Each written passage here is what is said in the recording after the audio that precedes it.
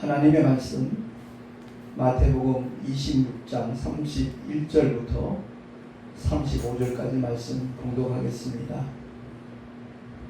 때에 예수께서 제자들에게 이르시되 오늘 밤에 너희가 다 나를 버리리라. 기록된 바 내가 목자를 치리니 양의 떼가 흩어지리라 하였느니라. 그러나 내가 살아난 후에 너희보다 먼저 갈릴리로 가리라. 베드로가 대답하여 가로되 다 주를 버릴지라도 나는 언제든지 버리지 않겠나이다. 예수께서 가라사대 내가 진실로 내게 이르노니 오늘 밤 닭 울기 전에 내가 3번 나를 부인하리라. 베드로가 가로되 내가 주와 함께 죽을지언정 주를 부인하지 않겠나이다 하고 모든 제자도 이와 같이 말하니라. 아멘. 기도하겠습니다. 아버지 감사합니다. 유례없는 호우 가운데 많은 이재민들이 발생하였습니다. 그들을 긍휼히 여기시고 은혜 가운데 복구될 수 있는 길도 허락하여 주시옵소서.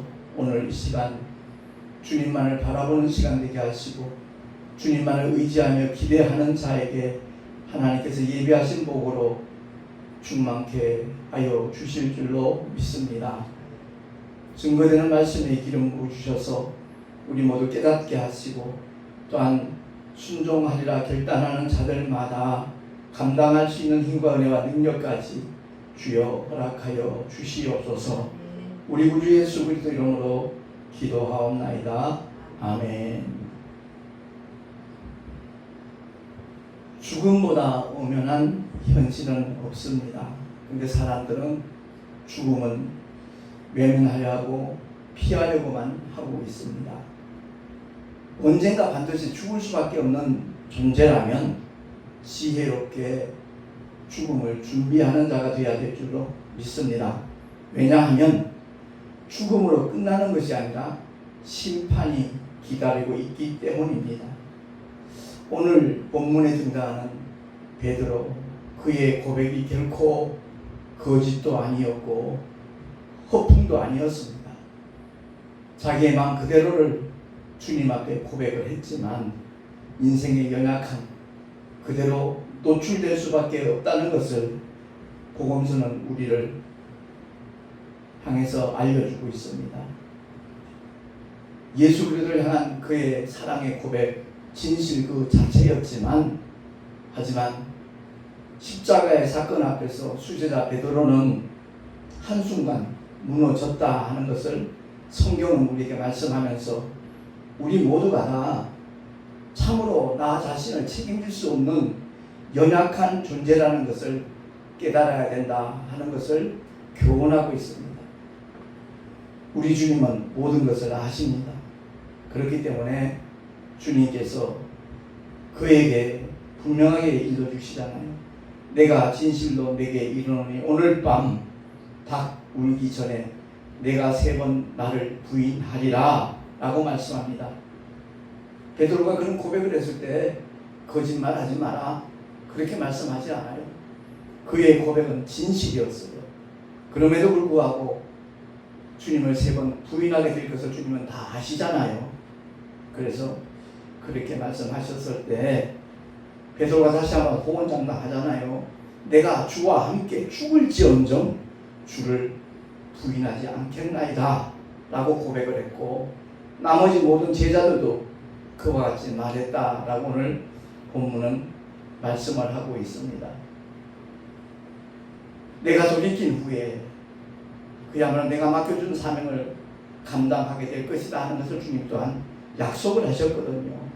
그래서 실패했던 베드로, 부활하신 주님이 약속하신 하나님의 능력, 성령이 임하실 때까지 그는 마가다라 방을 떠나갈 수 없었습니다. 오순절날 성령이 임하신 후에 실패했던 베드로가 완전히 달라졌다는 것을 지난주에도 제가 말씀을 드렸습니다. 그래서 우리는 이 믿음의 길을 걸어가면서 무엇보다도 사도들과 사도 바울의 그 공통분모를 바로 깨닫고 직제자 사도들은 공생의 기간 동안 주님이 하시는 말씀을 직접 귀로 듣고 눈으로 듣고 온몸으로 듣고 그 말씀과 함께 순종하면서 하나님의 약속이 능력으로 나타나는 것을 다 경험하면서 하나님의 말씀으로 무장했던 그들이었고, 그러나 정작 십자가 사건 앞에서는 하나같이 주님을 부인하고 흩어지는 그런 결과가 나타났습니다. 그러나 오순절 마가다락방 성령이 임하시고 나니까 똑같은 베드로였고 똑같은 제자들이었지만 하나같이 그들은 복음을 위해 목숨을 바쳤다 하는 것을 성경은 우리에게 말씀을 하고 있습니다. 사도 바울은 복음을 몰랐습니다. 율법밖에 몰랐습니다. 철두철미하게 율법을 지키고자 몸부림쳤던 사울이라는 청년이 다메섹 도상에서 주님을 만나고 난 다음에 그의 삶은 180도 바뀌었습니다. 그래서 그렇게 자기가 기대하고 의지하고 복종하려고 몸부림쳤던 율법이 과연 무엇인가, 거기에 대해서 그는 다시 한번 조명하기 시작했고요. 성령 하나님께서 깨닫게 하시니까 아라비아로 내려가서 3년 동안 진리의 말씀에 대하여 그는 다시 한번 집중했고, 그 말씀으로 무장하고 나니까 비로소 이방인을 위하여 택한 나의 그릇이라는 하나님의 말씀대로 그가 세계 선교여행 3차 여행까지 하면서 쓰임 받았다 하는 것을 사도행전은 우리에게 말씀하고 있잖아요. 주님의 직제자와 사도 바울의 차이점, 순서만 다르지 그들은 공통분모가 있다 하는 것을 우리가 알아야 됩니다. 첫째는 말씀 충만이에요. 말씀으로 무장을 해야 돼요. 그러니까 그것이 전부가 아니라는 것을 성경은 우리에게 알려주고 있는 겁니다. 진리의 영 되신 성령 하나님이 오셔야만 나의 힘과 능력은 한계가 있다는 것을 깨닫고 온전히 주님 앞에 그 모든 것을 맡기고 의뢰할 때 주님께서는 우리를 통해서 하나님의 영광을 나타낸다는 사실을 우리 모두 깨닫고 오직 말씀 충만, 성령 충만할 수 있는 하나님의 사람들이 될 수 있기를 예수 이름으로 축원합니다. 사도 바울은 순서만 바뀌었잖아요. 그가 아나니아 선지자로부터 그야말로 안수받고 침례받을 때 성령이 임하였고, 그러고 난 다음에 아라비아로 내려가서 말씀으로 무장하고 난 다음에는 어느 누구보다도 복음을 위하여 헌신하고 충성하고 그야말로 희생했던 사람이 사도 바울이라는 사실을 우리는 너무나 잘 알고 있습니다.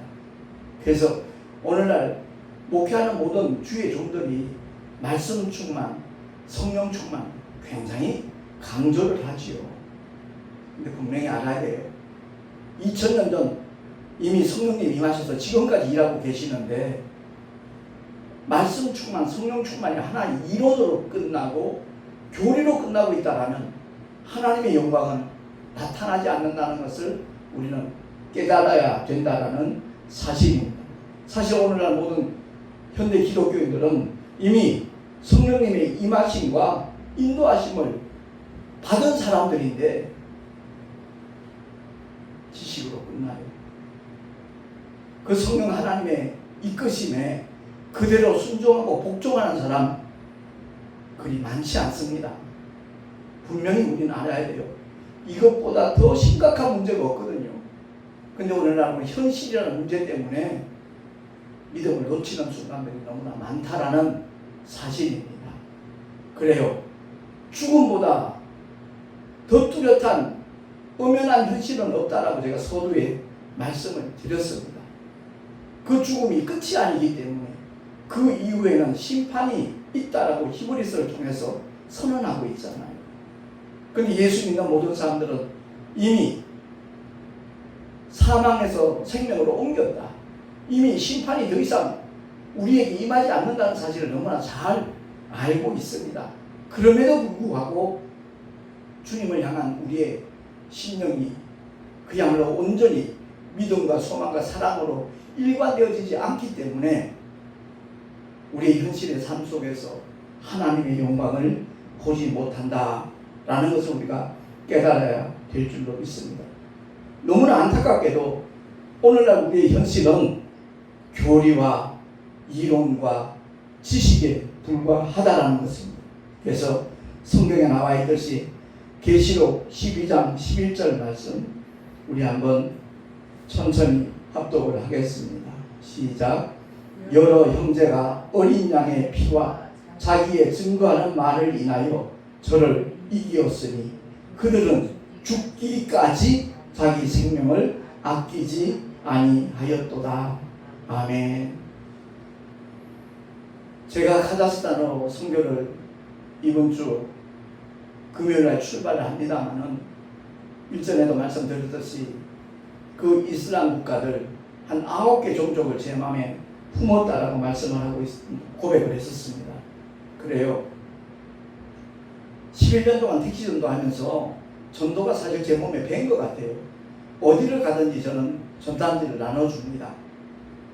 그야말로 그 동영상을 통해서 한 영혼이라도 복음을 깨닫고 예수 그리스도의 이름을 믿고 하나님의 자녀가 되기를 원하는 마음으로 세탁소를 가든 슈퍼를 가든 어디를 가든지 저는 그 전단지를 만나는 사람들에게 나눠줍니다. 그냥 묵묵히 기도하면서 뿌릴 따름입니다. 열매 맺게 하시는 하나님이시니까 씨 뿌리는 자의 비유를 통해서 제가 깨달은 것이 바로 그거거든요. 민들레 홀씨처럼 바람에 날려 어디에 떨어지든지 그 민들레 홀씨가 기후와 조건만 맞으면 장소에 상관없이 똑같은 열매를 맺는다는 그 교훈을 깨달았기 때문에 씨 뿌리는 자의 비유를 통해서 주님이 분명히 알려주셨잖아요. 씨를 뿌리는 데 목적이 있다는 겁니다. 물론 그 신령에 따라서 어떤 사람은 길가일 것이고 어떤 사람은 가시밭 뜰기 가시밭 땅일 게고 어떤 신령은 또 돌짝밭일 때고 근학해주면은 옥토가 있다는 거죠. 돌짝밭도 가시드물밭도 길가도 사실은 성령이 역사하시면 옥토로 바뀌어질 수 있거든요. 돌짝밭에서 돌을 다 깨어버리고 걸러내거나 가시드물을 태워버리거나 길가도 완전히 요즘 같은 때는 뭐 포크레인으로 얼마든지 새롭게 기경할 수 있잖아요. 그래서 중요한 것은 우리가 얼마만큼 씨를 뿌리느냐 거기에 달려있는 겁니다. 주님은 그것을 보는 거예요. 제가 택시 전도하기 전에는 전도에 대한 개념이 달랐어요. 하나의 교회가 좀 더 부흥하고 성장하는 수단 중에 가장 적절한 것이 전도다. 그 정도 인식을 했었어요. 근데 택시 전도를 하면서부터 하나님이 하나하나 깨닫게 하셨고 하나님의 뜻을 발견하게 하셨고 그 뜻대로 준행하는 것이 얼마나 하나님께서 기뻐하시는 일이라 하는 것을 제가 알게 되었기 때문에 사실 택시 운전하면서 터키에 선교 간다는 거 쉬운 일 아닌데 하나님께서 그런 길을 열어주시더라는 겁니다. 그러고 난 다음에 터키 그 종족들 만났던 사람들 우리 계단 2층 3층 사이 그 복도에 그 사진들이 붙어 있습니다만은 그 영혼들이 잊혀지지 않는 거예요. 태어나 보고 나니까 그들은 무슬림이에요. 이슬람 국가에서 태어났어요. 코란을 믿든지 아니면 죽음을 택하든지 그 이슬람 국가들의 공통적인 주장이잖아요. 우리 모두가 다 내가 만약 그런 상황에 태어났다면 어쩔 뻔했을까 하는 생각을 하게 되면 아찔하거든요. 그래서 제가 대구에서 만난 김진희 집사님이 했던 말이 내 가슴에 이렇게 새겨진 거예요. 목사님, 택시 전도도 정말 귀한 사역이고 대단한 사역이지만 단 한 번도 복음을 듣지 못하고 예수 이름을 알지 못해서 지옥의 나라로 떨어질 수밖에 없는 그 영혼들에게 복음을 전하고 예수 이름을 알려준다면 얼마나 뜻있는 일이고 하나님께서 기뻐하신 일이겠는가. 그 말이 내 마음에 새겨져서 8년 전에 갔다 왔고 택시전도 중단하고 난 다음에 또 그런 길을 하나님이 열어주셔서 석 달 동안 훈련을 받았고 이번에 가자서자 떠나게 됩니다만은 정말 제 가는 목적은 다른 것 아닙니다. 오직 한 종족을 위해서 내가 피 흘려 죽는다라면 그보다 더 큰 영광이 없고 하나님께서 얼마나 기뻐하시겠는가.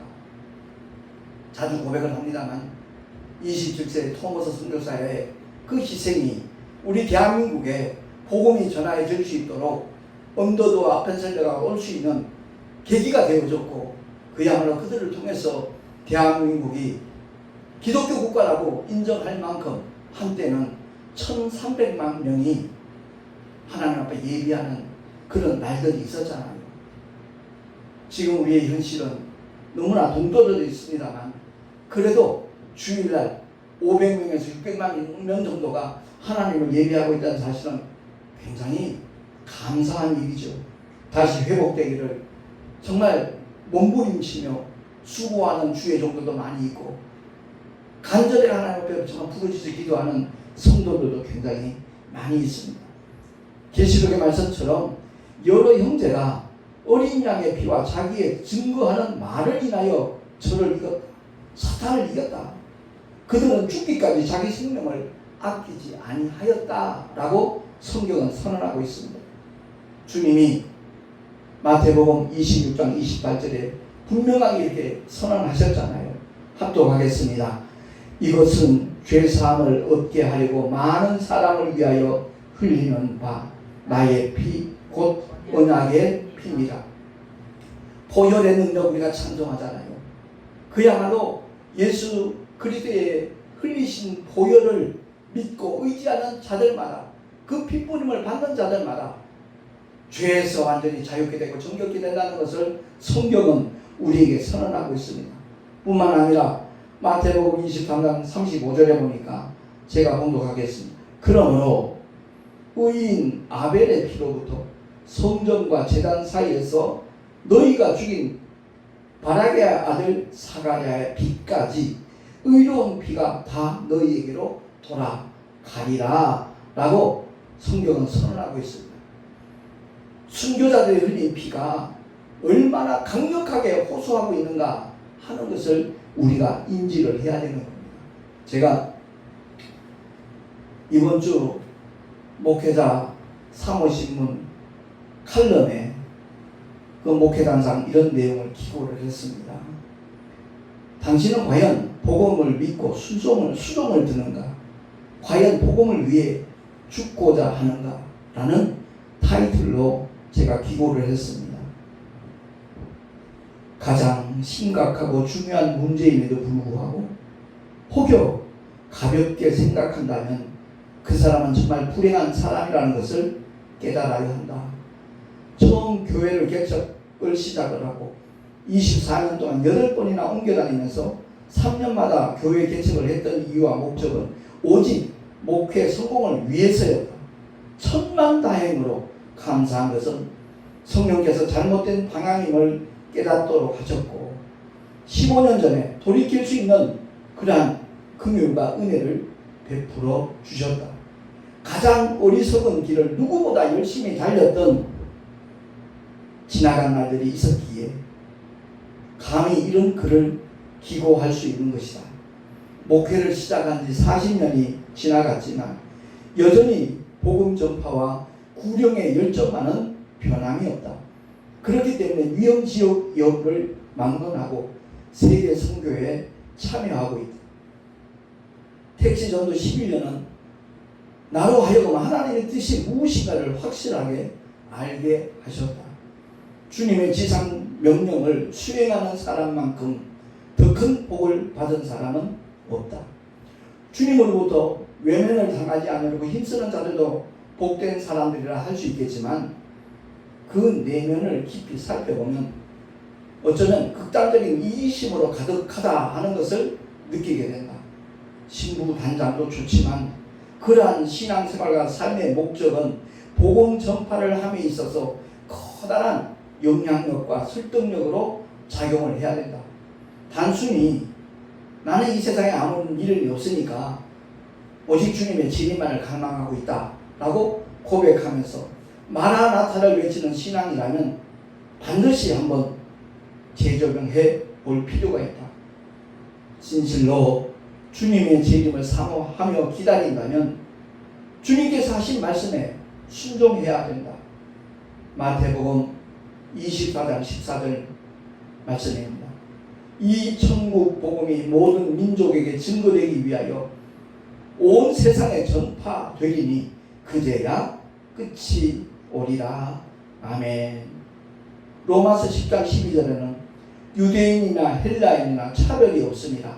한 주께서 모든 사람의 주가 되사 저를 부르는 모든 사람에게 부요하시도다. 사실 오늘날까지 이삭과 이스마엘의 다툼은 계속되고 있지만 하나님께서는 이스마엘도 긍휼히 여기신다.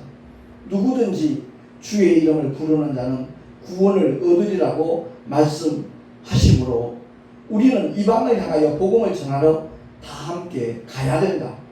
세상적인 관점에서 본다면 주님의 제자들은 하나같이 끔찍하게 망한 사람들이다. 스데반 집사도 비참하게 처절한 최후를 맞은 것만 같다. 그렇지만 실상은 주님의 관심을 한몸에 받은 가장 축복된 순간이었다. 순교자의 반열에 들어가는 일은 그야말로 특별한 은혜라는 사실을 세상 깨닫는다. 주님 말씀하시기를 아무든지 나를 따라오려거든 자기를 부인하고 자기 십자가를 지고 나를 좇을 것이니라. 누구든지 제 목숨을 구원코자 하면 잃을 것이요 누구든지 나를 위하여 제 목숨을 잃으면 찾으리라. 반드시 언젠가는 죽을 인생일진데 기왕이면 한 민족을 위하여 복음을 전하다가 순교한다면 그보다 더 복된 인생이 어디 있겠는가. 믿노라 하면서도 복음을 전하는 것이 아니라 복음을 발판으로 자아 성취, 즉 성공을 하려는 자가 있다면 그 사람은 속이는 자, 마귀에게 완전히 속고 있다는 사실을 깨달아야 된다.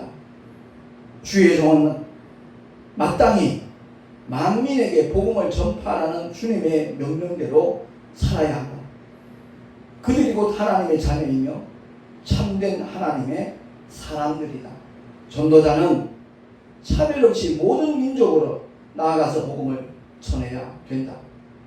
이사야서 62장 4절 말씀에 보면 다시는 너를 버리운 자라 칭하지 아니하며 다시는 내 땅을 황무지라 칭하지 아니하고 오직 너를 헵시바라 하며 내 땅을 뷸라라 하리니 이는 여호와께서 너를 기뻐하실 것이며 내 땅이 결혼한 바가 될 것입니다. 만주의 주이신 하나님께서는 열방이 하나님의 품으로 돌아오기를 원하신다. 그리고 그토록 귀하고 중대한 사역을 우리에게 맡기셨다. 디모데후서 2장 4절 말씀 보면 하나님은 모든 사람이 구원을 받으며 진리를 아는 데 이르기를 원하시느니라. 그러므로 우리는 마땅히 주님께서 행하신 발자취를 따라가야 된다. 주님의 심정을 가지고 아버지의 마음으로 행하여야 한다. 하나님의 사랑, 세상을 이처럼 사랑하신 하나님의 사랑으로 사랑해야 한다.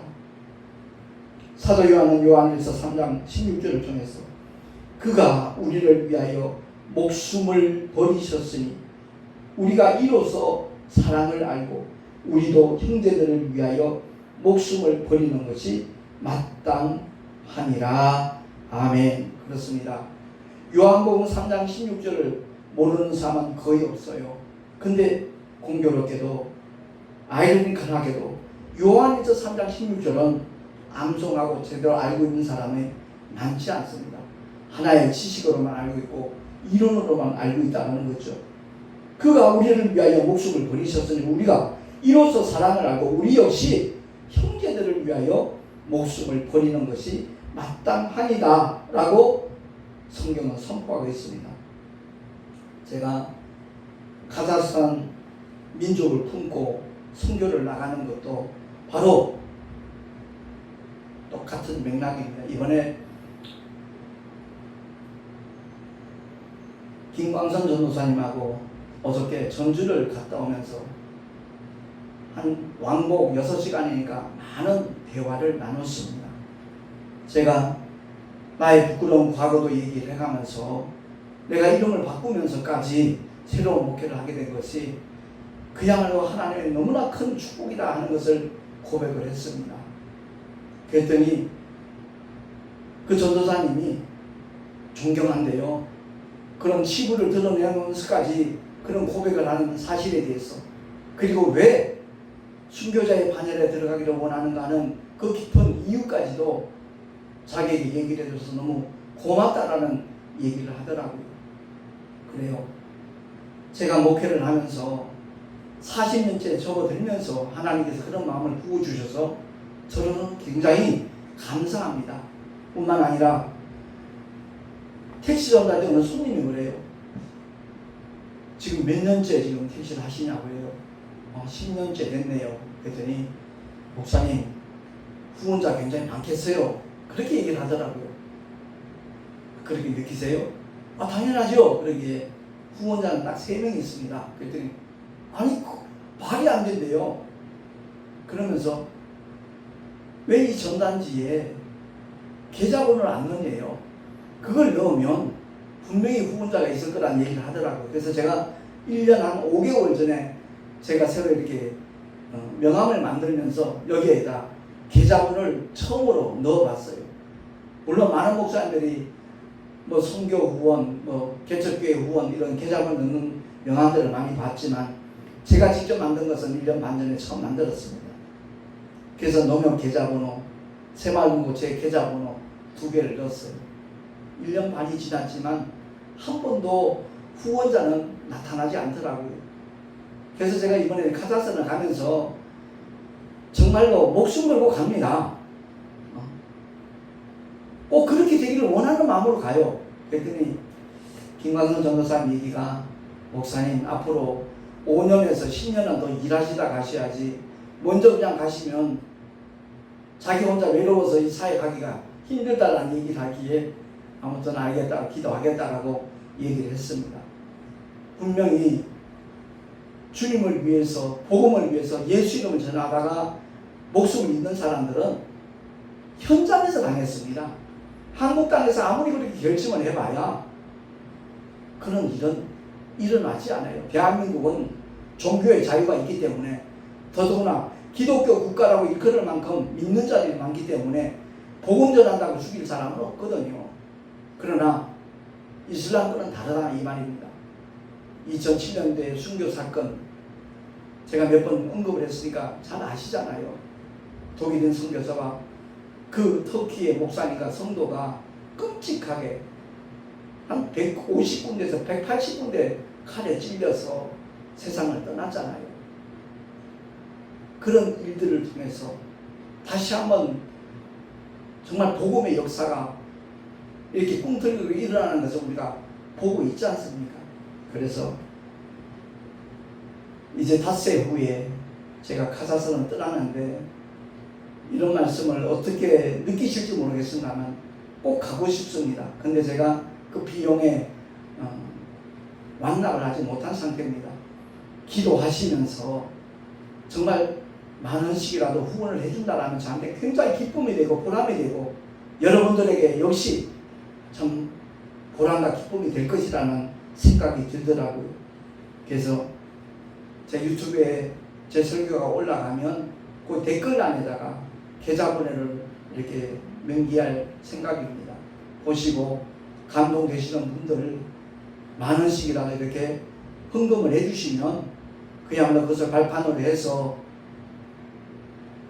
비록 9박 10일 정도밖에 되지 않지만 그 기간 동안 최선을 다해서 정말 현지인들에게, 무슬림들에게 복음을 전파하고 돌아올 생각입니다.